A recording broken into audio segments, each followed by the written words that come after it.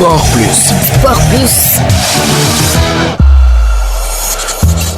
Bonjour et bienvenue dans votre rubrique sportive Sport Plus. Le ministère de la Jeunesse, des Sports et de la Culture a publié jeudi un communiqué faisant le point sur l'exécution du calendrier des compétitions internationales inscrites au programme du premier trimestre 2026. Sur les 16 compétitions initialement prévues, 13 ont été effectivement réalisées. Un résultat qui traduit, selon les autorités, un taux d'exécution globalement satisfaisant. Dans le délai, plusieurs disciplines ont été concernées, notamment l'escrime, le judo, le tennis, le taekwondo, le karaté, le basketball, le wushu ou encore le tennis de table. Ces compétitions se sont tenues aussi bien au Sénégal qu'à l'étranger, illustrant la présence active des athlètes sénégalais sur la scène internationale. Toutefois, deux compétitions n'ont pas pu se tenir comme prévu. Elles ont été reportées à une date ultérieure, notamment le tournoi international de handball senior dames ainsi que le tournoi satellite d'escrime. Le communiqué précise également certaines situations spécifiques. La World Cup Football Skating Roller n'a pas été organisé en raison de la non-réception du cahier des charges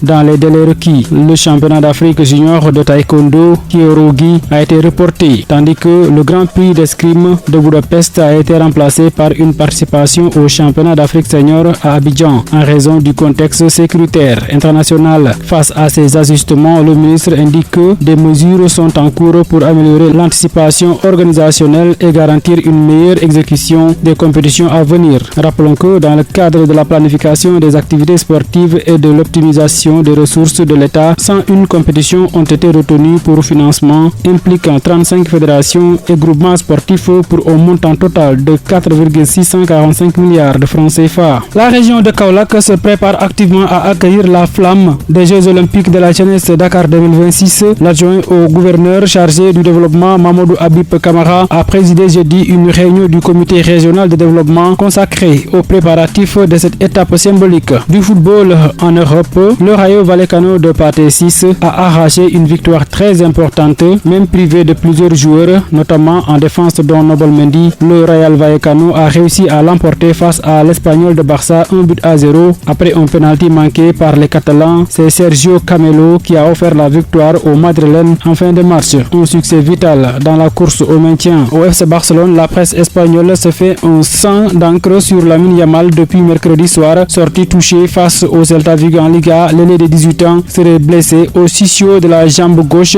et doit subir des examens complémentaires afin de déterminer l'étendue de sa blessure. Sa fin de saison pourrait être compromise, tout comme son début de Coupe du Monde. D'après Fabrizio Romano, Lamine Yamal sera absent pour le reste de la saison avec l'FC Barcelone en raison de cette blessure et son retour est prévu pour la Coupe du Monde. D'ailleurs, le jeune attaquant a balancé un message d'adieu à ses supporters où il se désole de cette longue absence. En Turquie, Samsunspor a vendangé sa dernière carte pour retrouver la scène continentale la saison prochaine. Les coéquipiers de Şerif Ndiaye sont en effet éliminés de la Coupe de Turquie par Trabzonspor et leur bourreau n'est autre qu'André Onana, 7e en championnat avec 13 points d'avance sur la 4e et dernière place qualificative à l'Europe. À 4 journées de la fin, Samsunspor ne verra pas la scène continentale la saison prochaine. 8e de finaliste de Ligue Conférence lors de sa première campagne cette saison, éliminé par le Rayo Vallecano, l'éclair rouge avait encore la Coupe de Turquie comme dernière chance et celle-ci vient de s'éteindre dans la soirée de jeudi. Après 0 but partout dans le temps réglementaire plus les prolongations à la série de tirs au but,